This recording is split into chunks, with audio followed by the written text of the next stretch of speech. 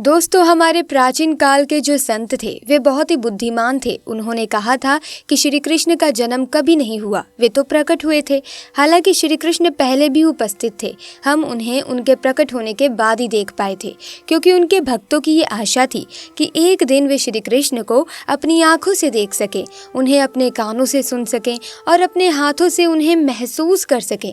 श्री कृष्ण ने अपने अनुयायियों की इच्छा को पूरा करने के लिए शरीर धारण किया था। शुरुआत में श्री कृष्ण मौजूद थे, लेकिन वे अदृश्य थे। बाद में वे प्रकट हुए। ब्रज भाषा में प्रकट होने को प्रकट भयो कहते हैं।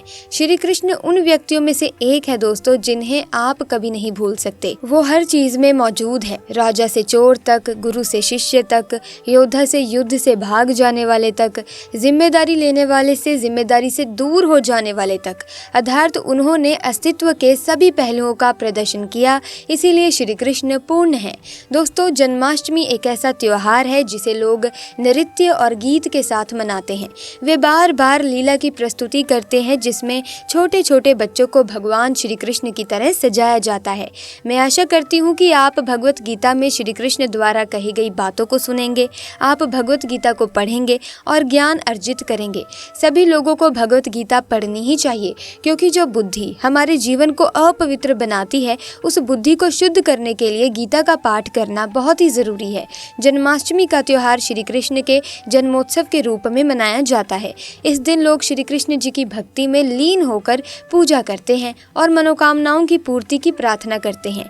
इस दिन मंदिरों में सजावट के साथ घर में भी सजावट की जाती है और लड्डू गोपाल का पूजन किया जाता है। ऐसी मान्यता है कि जो व्यक्ति विधि पूर्वक पूजन करता है, उसे सभी पापों से मुक्ति मिलती है और जीवन में सफलता का मार्ग खुलता है। ऐसे में दोस्तों, ऐसी मान्यता है कि श्री कृष्ण जी के बाल रूप का पूजन रात्रि में उनके जन्म के समय ही करना शुभ होता है।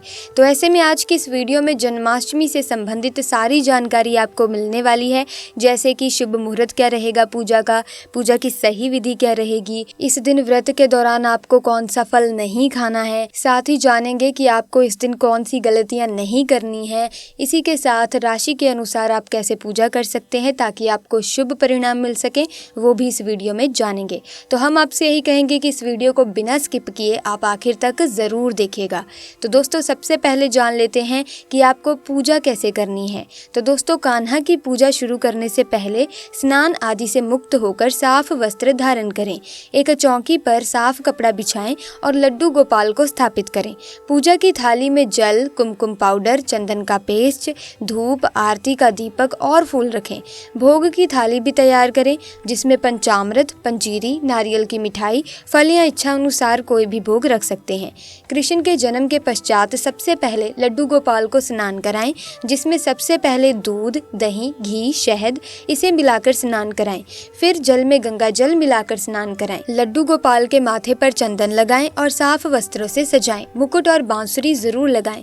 कृष्ण जन्म की आरती करें और इच्छा अनुसार भोग अर्पित करें। दोस्तों, सभी परिवार के लोगों में भोग वितरित करें और यदि आप रात्रि में भोजन करते हैं तो भोजन सात्विक रखें और उसका भी भोग कान्हा जी को समर्पित करें। दोस्तों, भाद्रपद मास की कृष्ण पक्ष की अष्टमी को कृष्ण जन्माष्टमी का पर्व मनाया जाता है। जैसा कि हम सब जानते हैं कि इस दिन को कृष्ण जन्मोत्सव के रूप में मनाया जाता है। पूरा देश इस दिन हर्ष और उल्लास के साथ इस दिन कृष्ण भक्ति में डूब जाता है और भगवान श्री कृष्ण के बाल रूप की पूजा की जाती है। साल 2023 में कृष्ण जन्माष्टमी 6 सितंबर 2023 के दिन मनाई जाएगी। इस दिन व्रत रखने का विधान है। रात को 12 बजे के बाद कृष्ण जन्मोत्सव के बाद व्रत का पारण उनकी पूजा अर्चना के बाद किया जाता है। मान्यता है कि इस दिन पूजा पाठ करने से शुभ फल की प्राप्ति होती है। दोस्तों, कृष्ण पक्ष की अष्टमी तिथि की शुरुआत 6 सितंबर 2023 को दोपहर 3:37 से होगी। समापन 7 सितंबर 2023 शाम 4:14 पर होगा। दोस्तों, 6 सितंबर 2023 बुधवार रात 11:57 से 12:42 तक पूजा का शुभ मुहूर्त है। व्रत का पारण 7 सितंबर 6:02 पर या शाम 4:14 के बाद करें। दोस्तों, जन्माष्टमी, जिसे गोकुलाष्टमी के नाम से भी जाना जाता है, भगवान श्री कृष्ण को प्रसन्न करने के लिए शुभ दिनों में से एक है, क्योंकि इस दिन भगवान कृष्ण का जन्म हुआ था। ये दिन अगस्त या सितंबर महीने के कृष्ण पक्ष में आता है। उत्सव को कभी कभी कृष्ण अष्टमी और गोकुलाष्टमी के नाम से भी जाना माना जाता है। भगवान श्री कृष्ण का जीवन अपने आप में ही उन विभिन्न भूमिकाओं का एक वास्तविक उदाहरण है जो उन्होंने मानव जाति के लिए सत्य प्रकट करने के लिए निभाई और हमें जीवन के कष्टों का सामना करने के लिए ज्ञान और शक्ति प्रदान की। विदेशों में रहने वाली एक बड़ी हिंदू आबादी के साथ जन्माष्टमी हिंदू समुदाय द्वारा समान उत्साह के साथ मनाई जाती है। कृष्ण जन्माष्टमी व्रत के अनुष्ठानों में, क्योंकि भगवान श्री कृष्ण ने आधी रात को जन्म लिया, इसीलिए भक्त भक्ति पूर्वक उपवास करते हैं और उनके जन्म के वास्तविक क्षण का सम्मान करने के लिए बाल गोपाल या भगवान श्री कृष्ण के शिशु रूप को स्नान और श्रृंगार करते हैं। मूर्ति को एक झूले में रखा जाता है और हिलाया जाता है और घी और मक्खन जैसी सामग्री से तैयार भोग चढ़ाया जाता है, जिसे भगवान कृष्ण बचपन में खाते थे। रेंगते हुए श्री कृष्ण की सबसे प्यारी छवि भक्तों को सर्वव्यापी प्रेम के स्थान नम्र करती है, क्योंकि वे भजन गाकर और हरे राम हरे कृष्ण मंत्र के साथ साथ मंत्र ओम नमो भगवते वासुदेवाय के असंख्य बार उनके जन्म का जश्न मनाते हैं। भगवान श्री कृष्ण के अनुयायी जन्माष्टमी के दिन फलाहारी व्रत भी रखते हैं। इस व्रत में पूरे समय के दौरान फल और तरल पदार्थ जैसे फलों के रस का सेवन करना शामिल है। दूसरी ओर नमकीन खाद्य उत्पादों और अनाज का सेवन सख्त वर्जित है। रात के दौरान जो भक्त भोजन से परहेज कर रहे हैं वे परमानंद में देखे जाते हैं। भगवान श्री कृष्ण के चमत्कारिक गुणों के लिए उनकी स्तुति करते हैं। इसके अलावा मंत्रों की बारंबारता से वातावरण में स्फूर्ति आती है और आत्मा को दैवीय सुख और तृप्ति की गहन अनुभूति से भर देती है।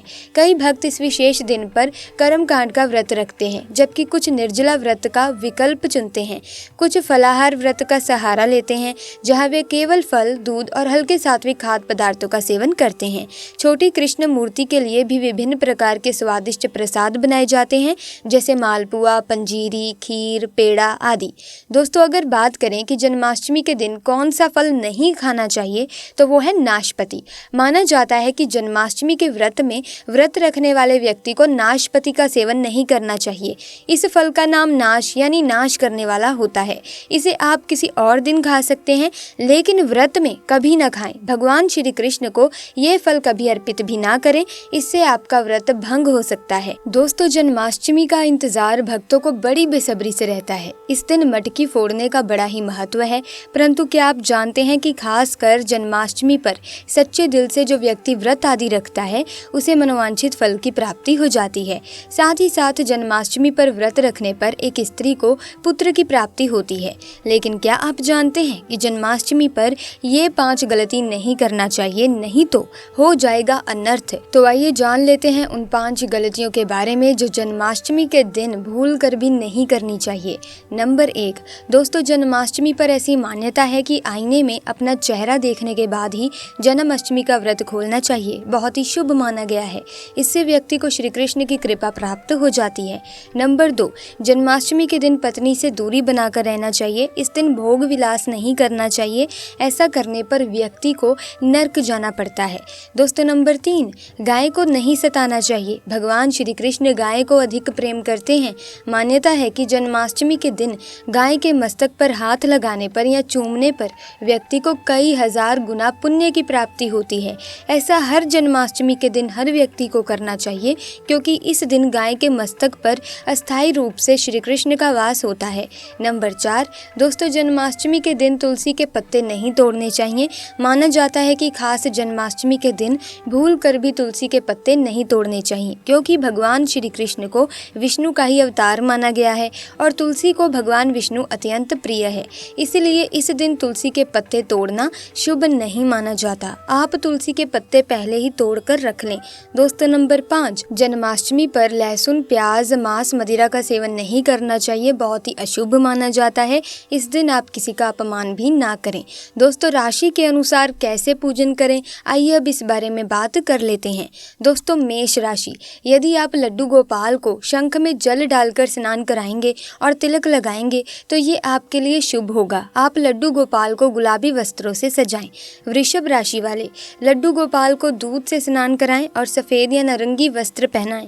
भोग में दूध की मिठाई चढ़ाएं। मिथुन राशि वाले, श्री कृष्ण के साथ राधा रानी का भी श्रृंगार जरूर करें और लाल चुनरी चढ़ाएं। लड्डू गोपाल को पीला चंदन लगाएं और केले का भोग लगाएं। कर्क राशि वाले, जल में दूध और गंगा जल मिलाकर स्नान कराएं और समृद्धि वृद्धि के लिए लड्डू गोपाल को चरणामृत चढ़ाएं। सिंह राशि वाले शहद और गंगा जल मिलाकर लड्डू गोपाल को स्नान कराएं। नारंगी या पीले वस्त्र कान्हा को पहनाएं। धनिया की पंजीरी का भोग लगाएं। दोस्तों, कन्या राशि वाले लड्डू गोपाल को घी और दूध से शंख में जल लेकर स्नान कराएं। हरे रंग के वस्त्र पहनाकर उन्हें सजाएं। भोग में चरणामृत अर्पित करें।